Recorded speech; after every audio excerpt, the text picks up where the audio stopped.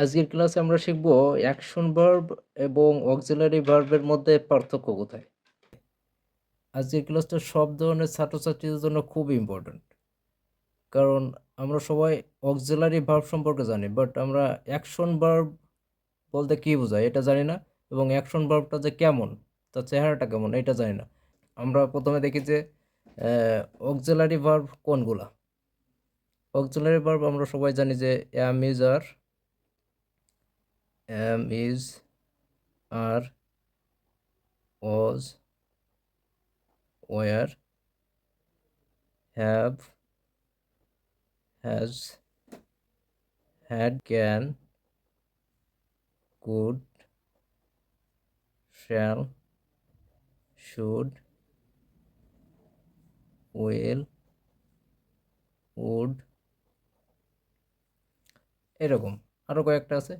তো এইগুলো হচ্ছে অক্সিলারি ভার্ব। অক্সিলারি ভার্বের নিজস্ব কোনো অর্থ থাকে না, তার মানে ওটা স্বাধীনভাবে অর্থ প্রকাশ করতে পারে না। তবে মাঝে মাঝে এই অক্সিলারি ভার্বগুলো মেইন ভার্ব হিসেবে কাজ করে, তখন ওর মোটামুটি একটা অর্থ দিতে পারে। অ্যাকশন ভার্ব দ্বারা কী বোঝায়? অ্যাকশন ভার্ব দ্বারা হচ্ছে সরাসরি কাজ করা বোঝায়। অ্যাকশন ভার্ব দ্বারা সরাসরি কাজ করা বোঝায়, সরাসরি কাজ করা বোঝায়। সো যে ভার্ব দ্বারা সরাসরি কাজ করা বোঝায় সেগুলোকে বলা হয় অ্যাকশন ভার্ব। সেগুলো কেমন? যেমন পেলে, পেলে মনে হচ্ছে খেলা করা। ইট, ইট মনে হচ্ছে খাওয়া। রান, রান মনে হচ্ছে দৌড়ানো। স্লিপ, তারপর ওয়াক, হেল্প, রাইট, এই টাইপের আরও অনেক আছে, অনেক। তো আমরা একটু এক্সাম্পলের মাধ্যমে যদি দেখি তাহলে বিষয়টা আরও বেশি ক্লিয়ার হবে। দেখেন, আমি এখানে লিখছি যে সে ভাত খায়, এর ইংলিশ কী হবে? He eats rice. এই যে এখানে ইট বা ইটস, আর একটা যদি লিখি যে সে হয় একজন শিক্ষক, আমরা যদি এরকম লিখি যে হি ইজ আ টিচার। এই যে এখানে দুইটা সেন্টেন্স লিখলাম, একটা হচ্ছে হি ইটস রাইস এবং হি ইজ আ টিচার। এই যে এখানে যে ইজ, ইজ মানে হচ্ছে হয়, এখানে বলা হচ্ছে সে হয় একজন শিক্ষক। তো সে হয়, সে কি হয়? এটা যদি আমরা প্রশ্ন করি যে সে কি হয়, সে একজন শিক্ষক হয়। বাট আমরা যদি এখানে বলি যে সে ভাত খায়, হি ইটস রাইস, এখানে ইটস যে ভার্বটা, এই ভার্বটা দ্বারা দেখেন সরাসরি কাজ করা বোঝায়। কিন্তু ইজ, ইজ মানে হচ্ছে হয়।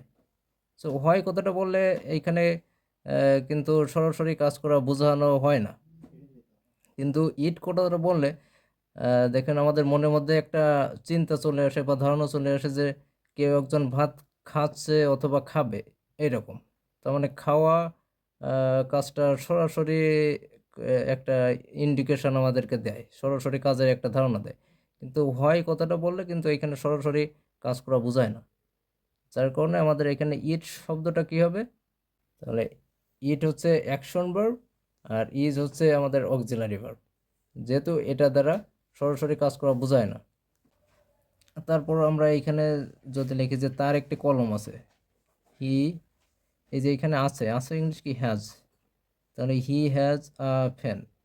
বলুন তো এটা কি, এখানে যে হ্যাজ, এটা কি অ্যাকশন ভার্ব নাকি অক্সিলারি ভার্ব? দেখেন এটা কিন্তু অ্যাকশন ভার্ব না। তাহলে এইখানে হ্যাজটা কিন্তু অ্যাকশন ভার্ব হবে না, যেহেতু এটা দ্বারা সরাসরি কাজ করা বোঝায় না। এটাকে মেইন ভার্ব বলা যায়।